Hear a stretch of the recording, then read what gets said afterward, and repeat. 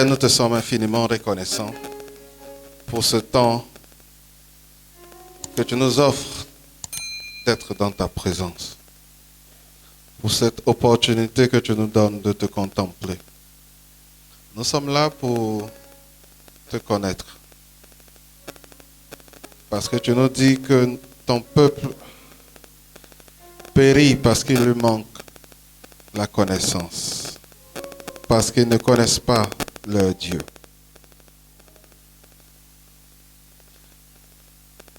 Tu dis, personne ne connaît le Père si ce n'est le Fils, et c'est lui à qui il veut le révéler.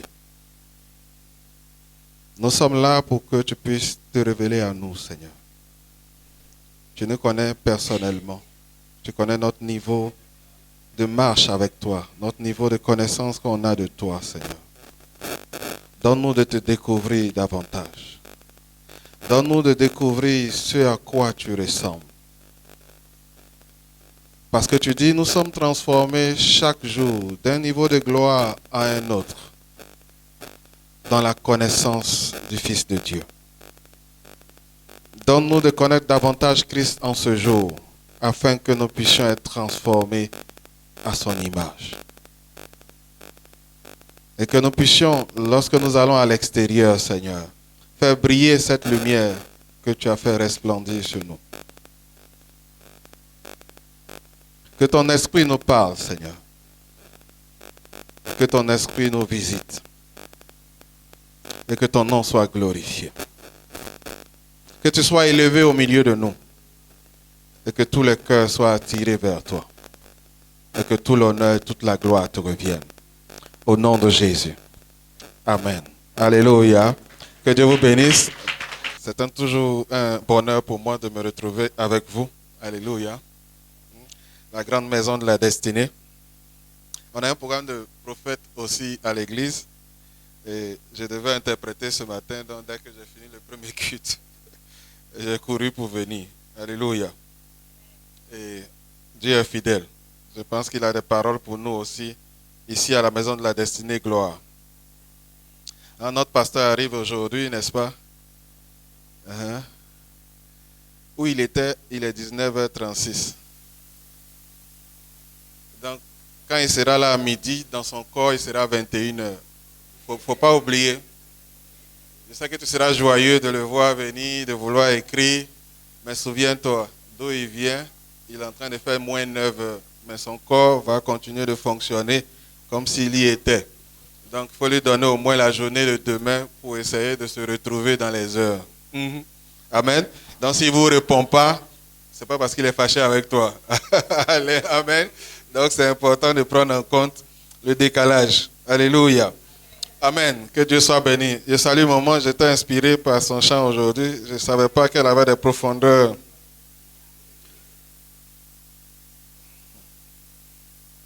C'est quand on fait les églises de mission qu'on découvre, n'est-ce pas?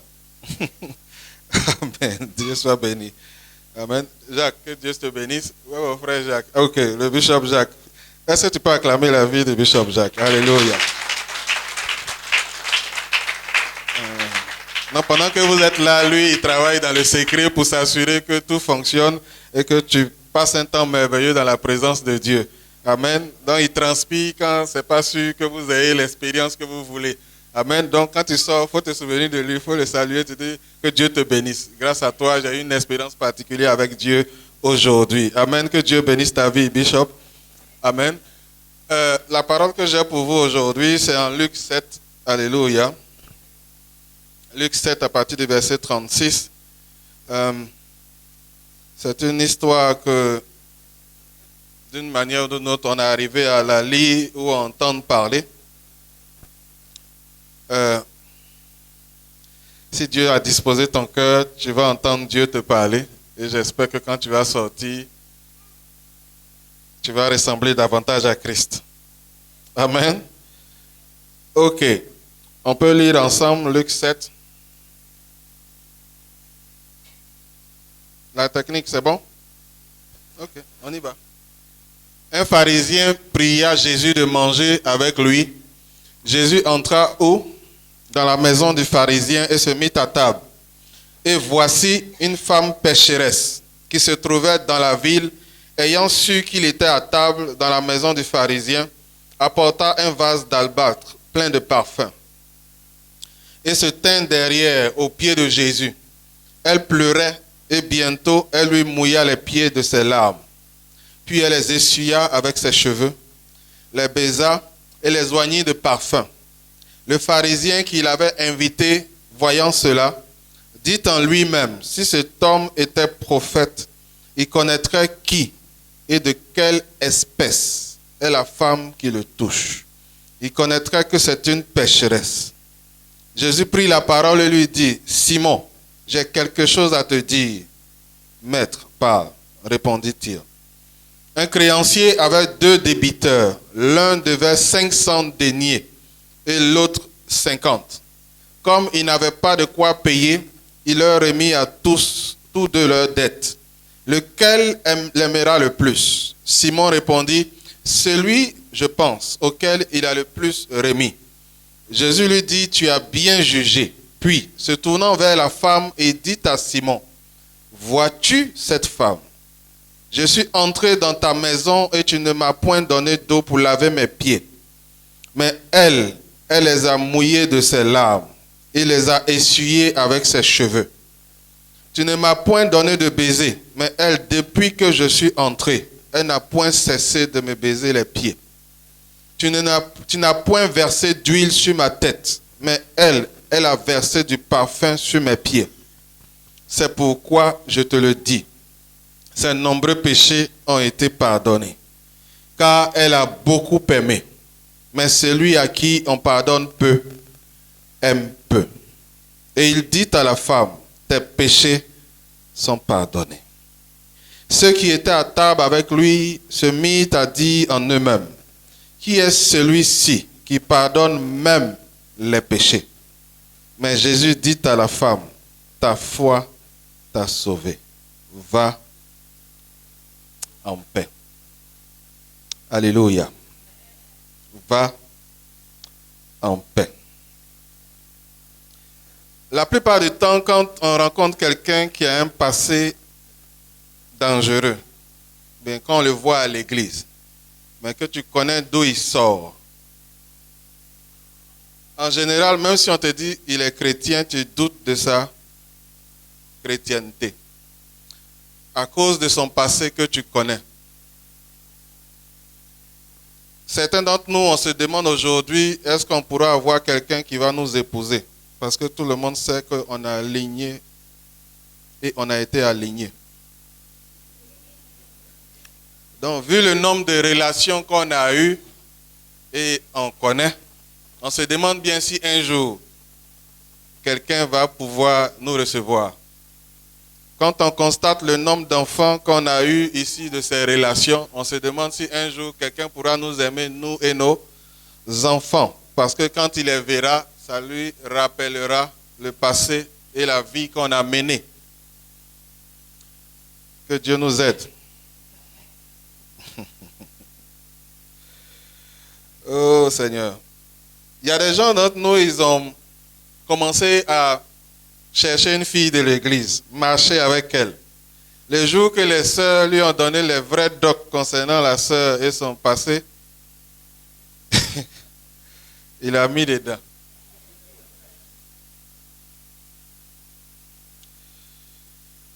Que Dieu nous aide. Tu as ton entreprise, tu voulais bien embaucher un de tes frères. Mais le jour où tu voulais prendre, tu as partagé avec un autre frère. Quand il t'a dit, tu as révisé ta décision. Et tu as préféré aller embaucher quelqu'un hors de l'église. Dis à ton voisin, tu n'es pas différent de ce pharisien.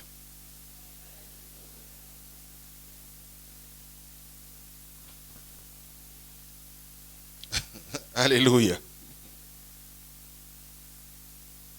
Est-ce que je parle à quelqu'un?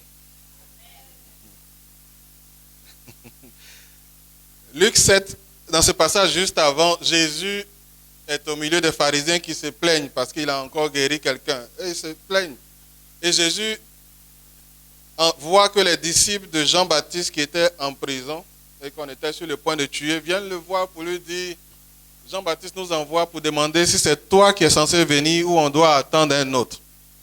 Et Jésus lui dit, regardez. Et Jésus commence à guérir les gens, faire les miracles. Et puis il dit, allez dire à Jean-Baptiste ce que vous avez vu.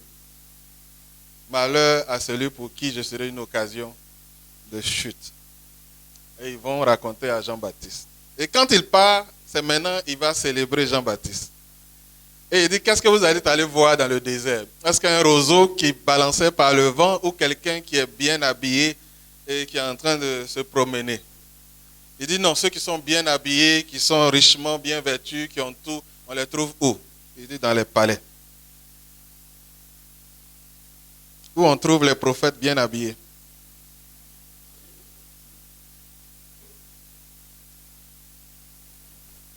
Et Jésus explique. Vous êtes comme ces enfants pour qui on a joué de la musique et ils n'ont pas dansé. Pour qui on a fait des chants de complainte, c'est-à-dire les chants qu'on fait quand on a funérailles. Vous n'avez pas pleuré. Car un est venu, ne mangeant ni ne buvant, s'habillant vraiment avec des peaux d'animaux, mangeant des criquets. Vous l'avez traité de fou. Un autre est venu, mangeant et buvant. Vous l'avez traité de soulard et d'ivrogne et de quelqu'un qui fréquente les gens de mauvaise vie. Mais la sagesse s'est justifiée par ses deux fils. Et ce pharisien était là quand Jésus disait ça. Mais apparemment, il n'a pas bien compris. Donc Jésus va lui expliquer pour son cas. Alléluia. Donc il invite Jésus chez lui à la maison. Et Jésus accepte. Et au moment où Jésus rentre s'asseoir, l'autre dame apprend que Jésus est là. Elle n'est pas invitée. Elle se dépêche d'aller prendre son parfum. Elle court pour venir à la maison. Elle rentre alors qu'elle n'est pas invitée. Se met aux pieds de Jésus. Commence à pleurer. Mouille les pieds. Lave. Essuie avec ses cheveux. Tout ça. Waouh. Et pendant tout ce temps qu'elle faisait ça, le pharisien les regardait. Le pharisien, voyant cela, commence à remettre en cause l'authenticité du ministère prophétique de Jésus. S'il était vraiment un prophète, il devait savoir qui est cette femme et de quelle espèce, comme un animal, elle est. Car c'est une pécheresse. Il y a beaucoup d'entre nous, quand on annonce qu'un prophète doit venir, ils ne viennent pas, ou ils s'asseyent derrière. Parce que pour eux, un prophète, il va voir. Et il va savoir. Et nous tous, on saura. Donc, on vérifie. Si c'est un vrai, on se connaît. On se cherche en même temps. Amen. Est-ce que c'est faux? Non, nous. Il y a une de mes filles pendant un programme qui était assise. C'est moi-même qui interprétais. Et le prophète dit, il y a une fille quelque part ici. Je vois deux hommes avec toi. Mon frère, qui va se lever?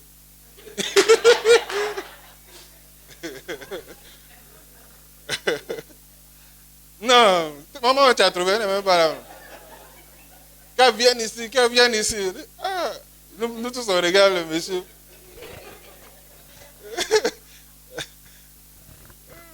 Il dit, elle est de ce côté. Ça va aller. Elle a un pantalon blanc. Ah! Quand tu regardes le côté, là, il y a une seule personne qui a un pantalon blanc. Tu vas faire comment? Tu vas venir. Elle est venue. Il finit de prier, ça va. On dirait qu'il y a un troisième. Hein. Hey! C'est bon. Ouais. Tu vois, dans ce pharisien, naturellement, pour lui, quand un prophète est là, il doit savoir. Il doit savoir qu'elle est pécheresse. Et pour eux, leur règle, on ne se mélange pas avec les pécheurs. On ne se mélange pas avec les gens qui ont une mauvaise vie. Et c'était la réputation de la dame. Elle était connue, ce n'était pas quelque chose de caché. Mais elle se dit, pourquoi Jésus laisse la femme le toucher? Parce que s'il était vraiment prophète, elle ne doit pas le toucher. Parce que si elle le touche, il sera impur. C'est quasiment comme si elle était lépreuse. C'est fort, non? Parce qu'il y a des gens au milieu de nous qui ont un passé qu'on connaît. Bien qu'ils soient chrétiens, on ne veut pas s'associer à eux. Parce qu'on se dit que si on se mélange à eux,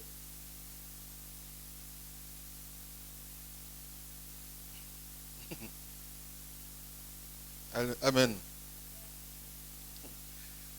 Donc Jésus lui raconte une histoire pour l'aider. Parce qu'il a un problème de perception. Parce qu'il a regardé la femme jusqu'à tout ce qu'il a vu, pécheresse. Donc Jésus veut corriger ça. Alors il raconte une histoire. Un créancier avait deux débiteurs, deux personnes qui lui doivent de l'argent. Il y a un qui devait 500 deniers. Un denier, c'est le salaire d'une journée à l'époque. Donc, il y a un qui doit le salaire de 2 ans. Il y a un qui doit le salaire de 2 mois. Mais les deux ne peuvent pas payer. Celui qui doit beaucoup, celui qui doit peu, les deux ne peuvent pas. Donc, le créancier a dû les déclarer PPTE. Et il a effacé leur dette.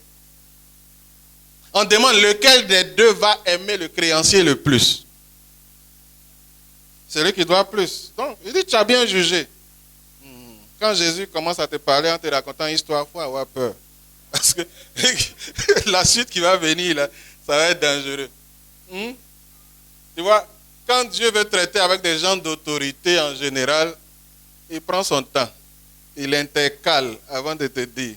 Quand David est allé chercher la femme d'Uri et qu'il a fait tuer Uri, le prophète Nathan vient le voir. Il lui dit, tu sais, roi, il y a un monsieur qui avait beaucoup de moutons. Il y a un autre qui avait une seule brebis. Celui qui avait beaucoup de moutons a reçu des invités. Mais il a pris le mouton de celui qui avait un seul pour tuer, pour offrir, alors qu'il en avait 1000. David dit, on doit le tuer, ce gars. Il faut le mettre en prison. Le prophète Nathan dit, c'est toi. Il dit, pardon. Ah. Donc maintenant que c'est toi, le jugement change. Hein? Quand c'est l'autre qui fait, tu sais quelle punition il faut donner. Mais quand c'est toi, on doit être miséricordieux. Tu n'as pas honte. Amen. Pourquoi la justice change quand il s'agit de toi?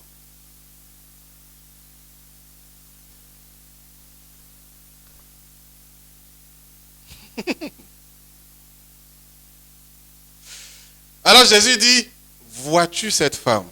La même femme qu'il a regardée depuis le début.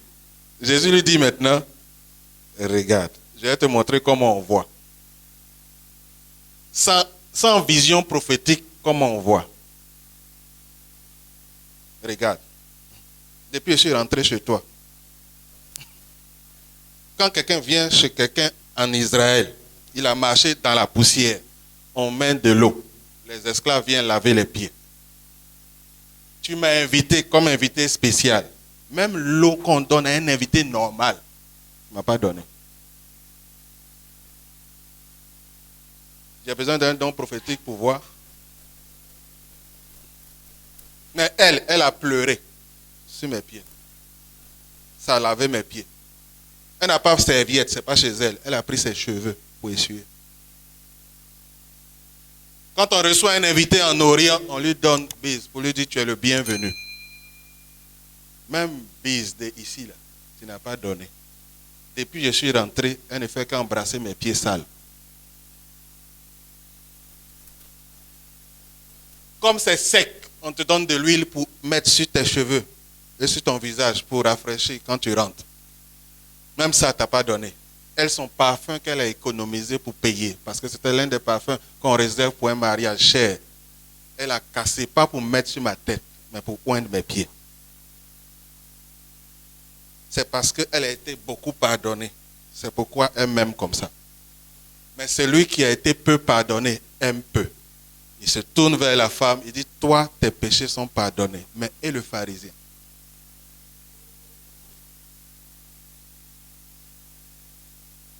Il ne lui dit pas que c'est maintenant tes péchés sont pardonnés. Il lui confirme que ses péchés ont été pardonnés. En d'autres termes, Jésus nous explique comment on rencontre ou on reconnaît un véritable chrétien.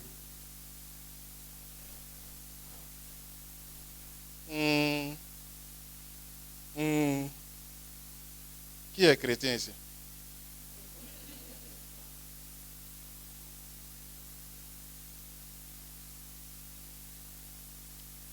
Il est en train d'expliquer aux pharisiens qui est véritablement spirituel dans cette salle. Les pharisiens est un gars moral. C'est les gens qui ont la morale la plus élevée, les plus religieux de la ville. Ils respectent tout. Ils viennent à tous les cultes, à toutes les synagogues. Ils font tous les événements. Ils respectent toutes les règles. Donc quand ils regardent la femme comme ça, au niveau spirituel, elle est trop petite. Elle est nulle part. Elle ne peut même pas le toucher. Tu sais qui je suis?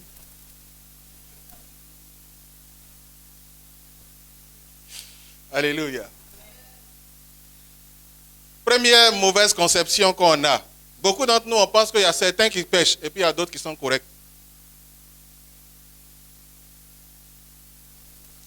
Quand son enfant gâte quelque chose, il faut le laisser. Quand c'est l'enfant de quelqu'un qui gâte, mais qui t'a éduqué? Tu sors d'où? Parce que ce qui est de lui est toujours correct. Les autres sont mauvais. S'il a reçu un cousin à la maison qu'ils ont volé, c'est tout sauf sa maison. Ça doit être celui qu'on a invité de l'extérieur. Parce que tout ce qui vient de chez lui est correct. C'est les autres qui sont mauvais. Quand les gens sont tellement spirituels dans l'église, ils ont l'impression que c'est tous les autres qui pêchent. Ils cherchent toujours la faute chez le voisin. Sinon, eux, là, ils sont toujours corrects. Il y a un problème dans ta conception.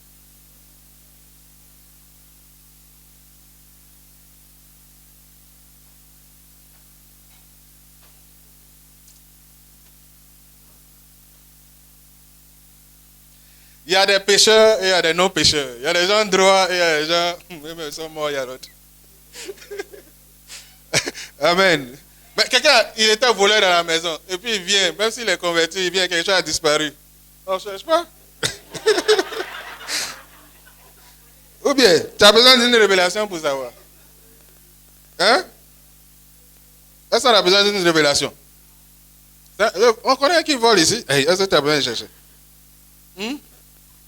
Amen.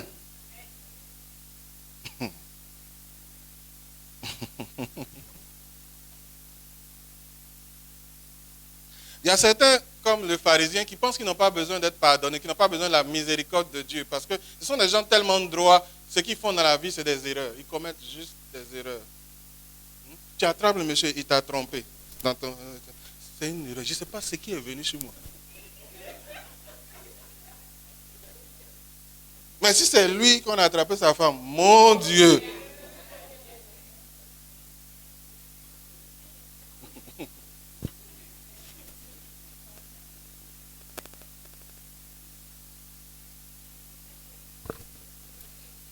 Amen.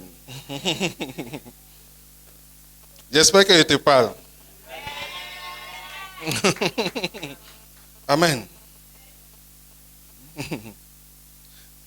Seigneur, aide-nous. Donc, ce qui fait qu'il y a certains d'entre nous pensent que les autres ne méritent pas le pardon. Non, ça c'est impardonnable. Non. Ça, moi, je n'accepte pas les conneries dans la vie. Je n'aime pas qu'on fait les trucs n'importe comment. Quand tu fais une erreur, parce que moi, je ne joue pas. Je suis quelqu'un de principe.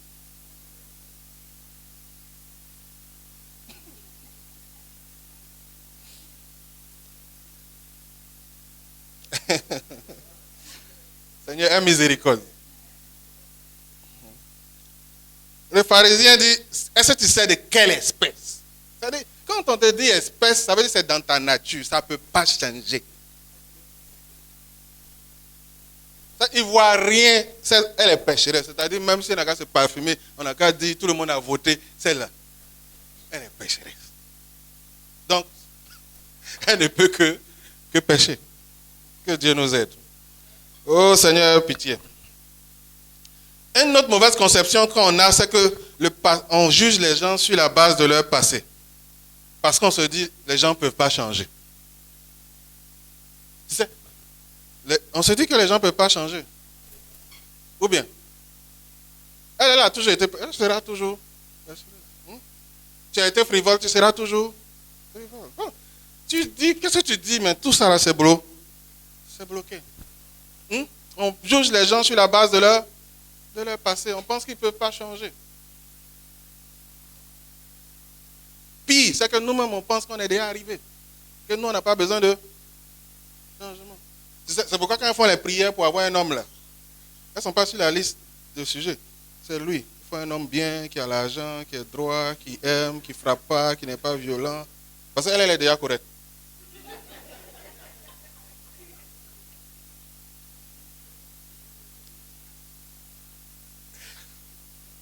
Comme ils ont trompé ta soeur, ils ont trompé ta voisine.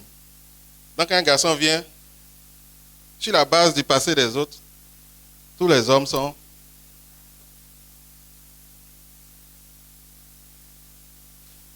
Tu es différent du pharisien qui est là.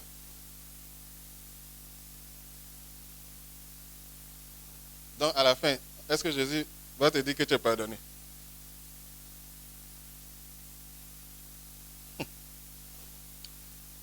Seigneur, aide-nous, aide-nous.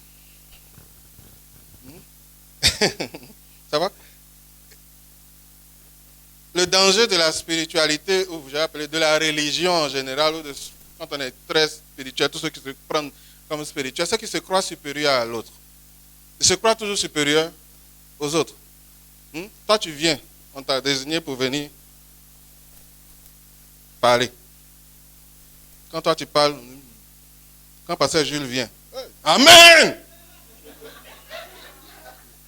Tu as compris ce qu'il vient de te dire, non? Parce que quand vous en regardez, vous deux, là, c'est pasteur Jules, tu es plus sur le tête, toi, on se connaît ici.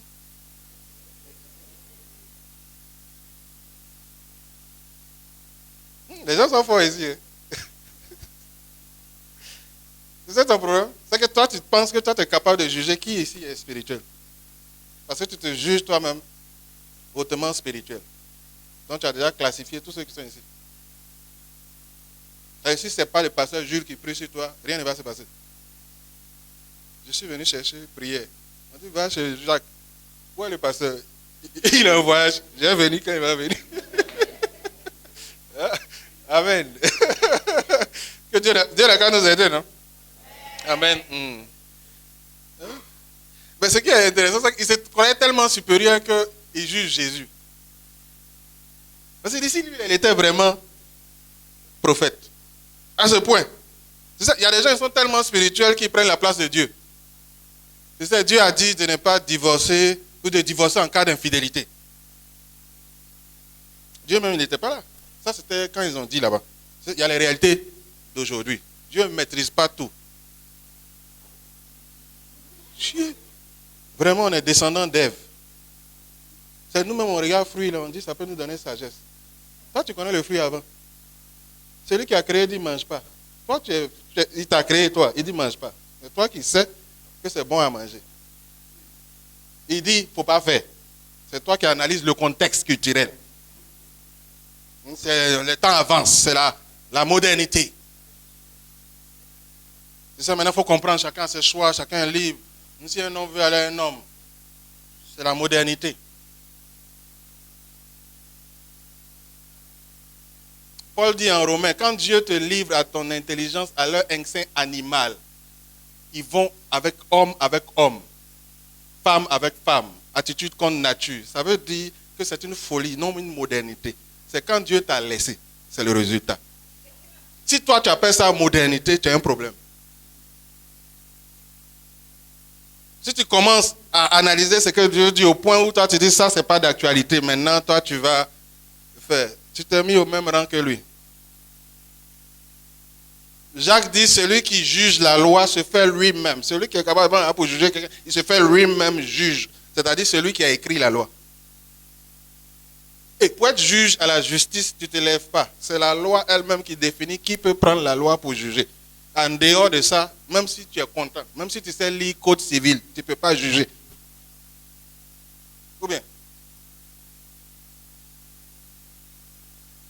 Donc fais attention dans ta haute spiritualité.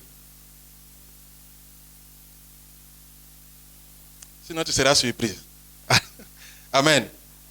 Amen. Regardez ce que Jésus nous dit. En tant que chrétien. Tu vas voir si tu es chrétien.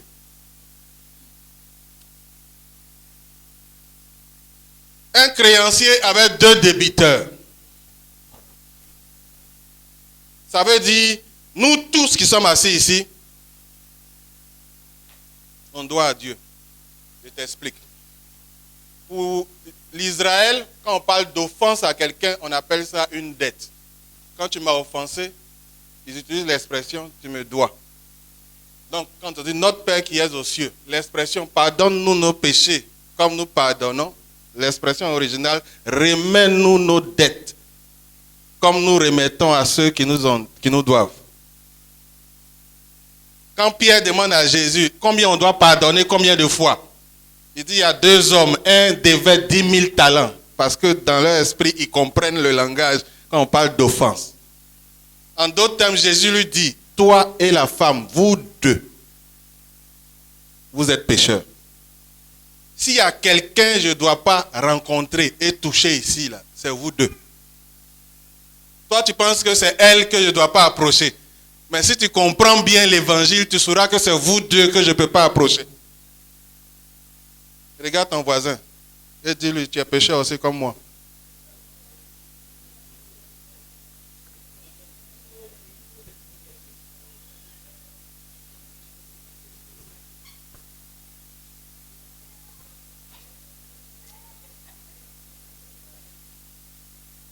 Les 2 sont débits.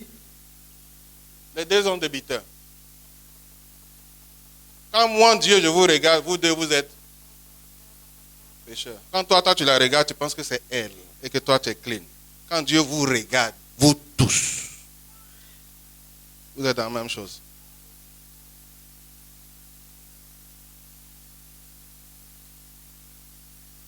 Romains 3, à partir du verset 9. Tu peux m'aider?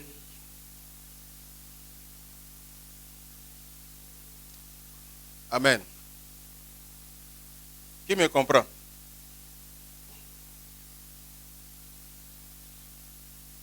Paul explique l'évangile. Il dit quoi donc? Sommes-nous plus excellents? Il parle des juifs par rapport à ceux qui sont non-juifs. Parce que nous, quand on voit un juif, on tremble. Parce qu'on se dit les juifs sont mieux placés. Alors Paul dit quoi donc? Sommes-nous plus excellents nullement? Car nous avons déjà prouvé que tous, juifs et grecs, sont sous l'empire sont sous l'empire de quoi? Verset 10. Selon qu'il est écrit, il n'a point de... Pas même. Donc regarde ton voisin, dis-lui. Arrête de faire le malin. Il n'y a personne ici.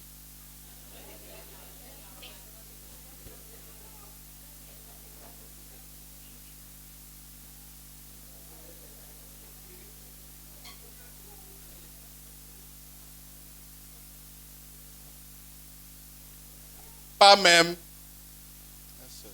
Verset 11.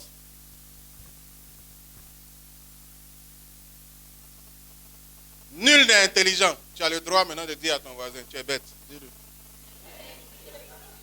Je vais t'expliquer le mot. Il ne faut pas avoir peur. Nul n'est intelligent. Tu sais, l'intelligence pour Dieu, c'est quoi? Le commencement de la sagesse? C'est craindre Dieu. Tu ne crains pas Dieu, pour Dieu, tu es bête. Non, nul n'est intelligent. Nul ne cherche Dieu. Tous sont égarés. Tous sont pervertis. Ce n'est pas celle qui est au bord seulement qui jette foulard. Regarde ton voisin bien dans les yeux. Tous.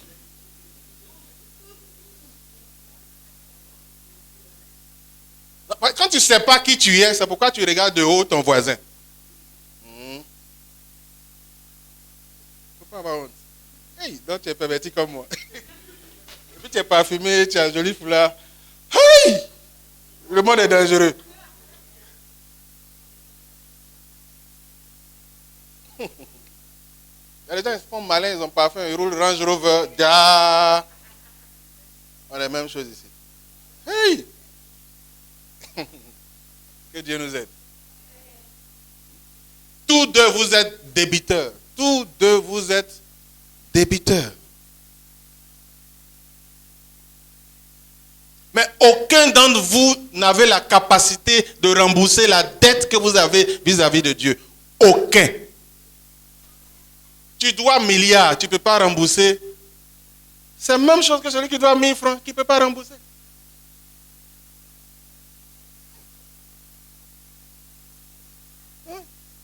Parce que pour entrer au ciel, c'est la même chose. Il faut Jésus. S'il n'y a pas ça, nous tous on ne rentre pas.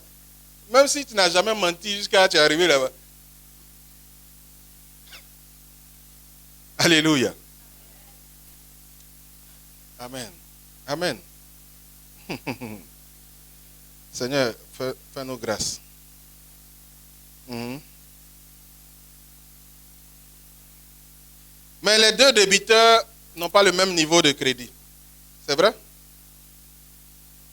On dit qu'il y a un qui doit 500. C'est pas ça? Et puis il y a un qui doit 50. Qui est 500, qui est 50? Dans l'histoire.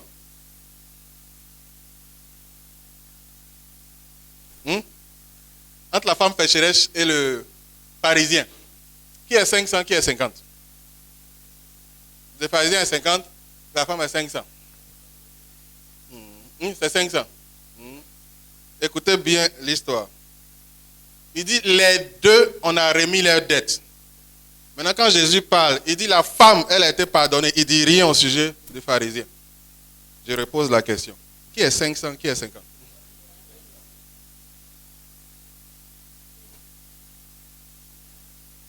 Ça devient très sérieux.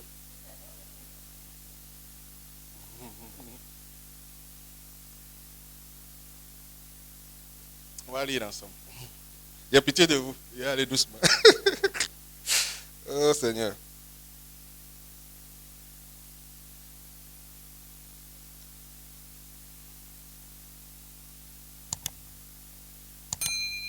Quand un juge vole et qu'on l'arrête, il n'a pas la même sentence qu'un simple citoyen. Vous savez. Pourquoi? Entre un pharisien et la pécheresse, qui connaît la loi? Entre toi et celui qui ne vient jamais à l'église, qui connaît la loi?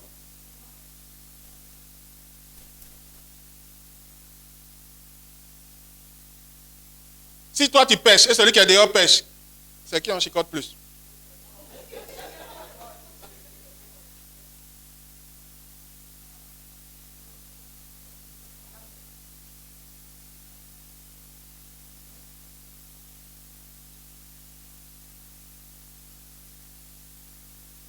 Quand toi qui as levé tes mains ici, tu as fait adoration et tu sors, tu t'en vas faire. Et lui qui n'a jamais connu Dieu qui fait, d'après vous, lequel des deux est sorcier?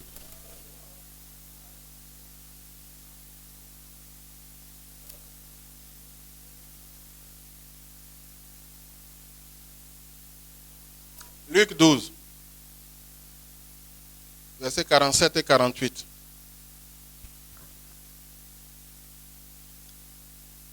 Jésus vient de parler des choses de la fin et il parlait des gens. Comment ça va se passer à la fin, un sera enlevé, tout ça. Et puis ses disciples demandent, c'est de nous tu parles. Maintenant il va dire pour les disciples. Donc ça veut dire qu'il est en train de dire ça pour nous. Ok. Le serviteur qui ayant connu la volonté de son maître n'a rien préparé et n'a pas agi selon la volonté sera battu d'un grand nombre de coups. Verset 48. Mais celui qui ne l'ayant pas connu a fait des choses dignes de châtiment sera battu de peu de coups. On demandera beaucoup à qui on a beaucoup donné et on exigera davantage à celui à qui on a beaucoup confié.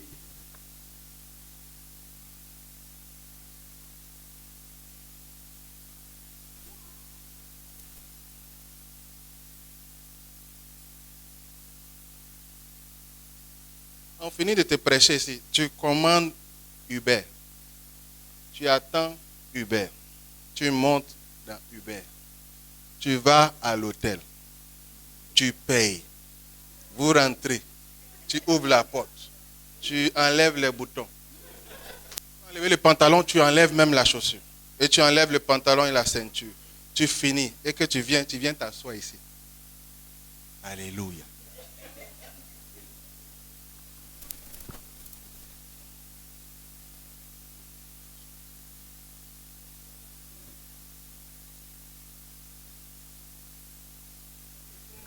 dans tes yeux et te fait ça à la maison, comment tu te sens trahi?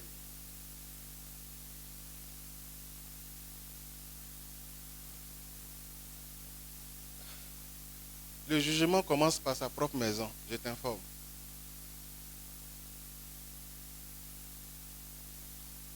Ce n'est pas parce que tu es assis ici. Allez dire à mon fils, allez dire ses frères sont là, sa maman est là. Et dit ceux qui sont ma maman et mes frères, c'est ceux qui écoutent et qui mettent en pratique. Tout le reste là, c'est bavardage.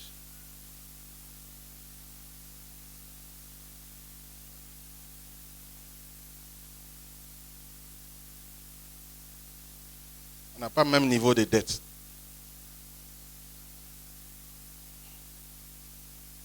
On se suit?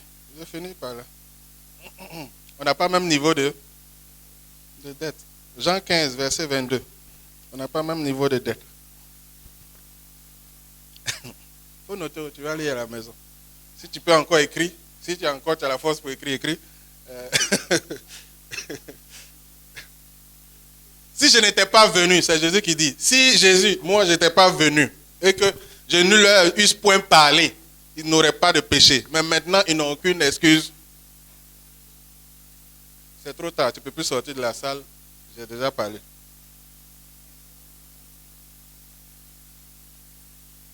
Si tu n'avais pas entendu, on avait réduit le nombre de coups, mais tu as entendu.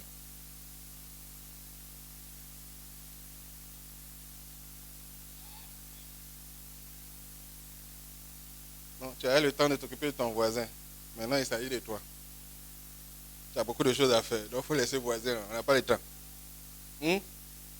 Amen. C'est ton maître qui est Jésus. C'est ton Seigneur. Tu as entendu ce qu'il t'a dit. Va faire ça.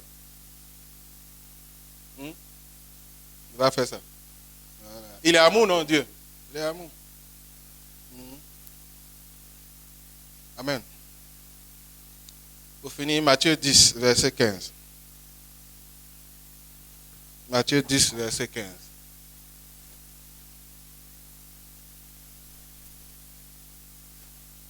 Paul dit à la fin, quand Dieu jugera, tous les hommes seront trouvés menteurs, sauf lui. Parce que tu te dis, non, j'ai bien réussi ma vie, je me suis maintenu, j'ai tout géré. Et puis quand tu arrives là-bas, il te sort ça. Seigneur, mais tu ne m'as pas bien expliqué l'affaire. C'est ça? Il faut qu'on t'explique. Ça va? Je vous le dis en vérité, au jour du jugement, le pays de Sodome et Gomorrhe sera traité moins rigoureusement. Il parle d'une ville où il envoyait ses serviteurs 2 à 2 prêcher l'évangile et puis on les a chassés. Il dit au jour du jugement, toi tu as entendu Sodome et Gomorrhe, il dit ce qui est arrivé à c'est rien. Comparé à ce qui va arriver à cette ville qui a entendu et puis qui a continué sa vie. Tout ça, ça est dans, on lit, non? Ça est dans la Bible. Mais on a l'impression que ce n'est pas à nous, ça s'applique. Il s'agit de toi, toi qui es assis. Il dit Salomon était là, la reine de Séba qui était là-bas pour venir lui parler. Mais vous ne l'avez pas considéré. Mais au jour du jugement, elle parlera contre vous. Celui que tu as qualifié de voleur, mais à la fin qui a accepté Christ et qui commence à le suivre. Et toi, tu es coincé sur son passé, disant que lui, il est mauvais. Que toi, déjà, tu venais à l'église longtemps d'avance. Que même toi, tu es né dans l'église il y a 17 ans. Tu seras choqué.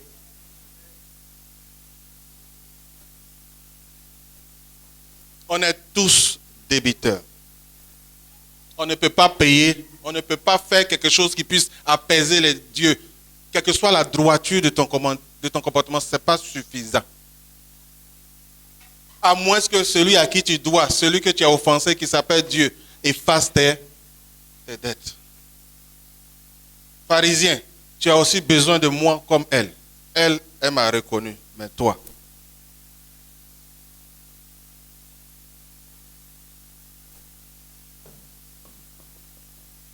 Va, ta foi t'a sauvé.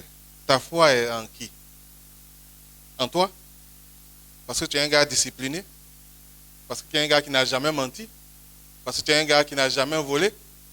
Il y a des gens qui ne sont pas ici, qui ne mentent pas, qui ne volent pas, qui sont fidèles à leur femme. Ou bien? Donc ce que tu fais n'est pas meilleur qu'eux. Ou bien? On se suit? Il dit, si tu veux être vraiment comme ton Père, saint, saint, saint, là, aime tes ennemis. Fais du bien à ceux qui te font du mal. Tu peux faire ça.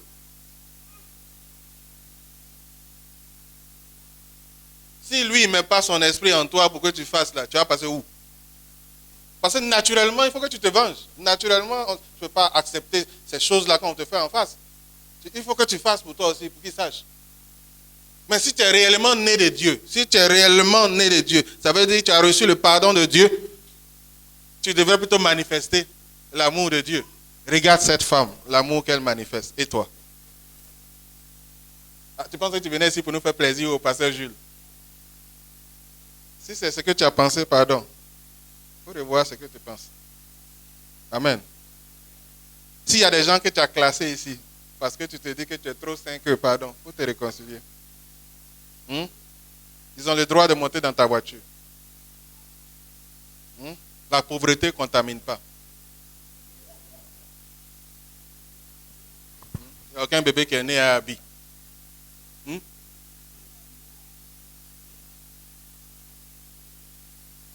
Que Dieu t'aide. Amen.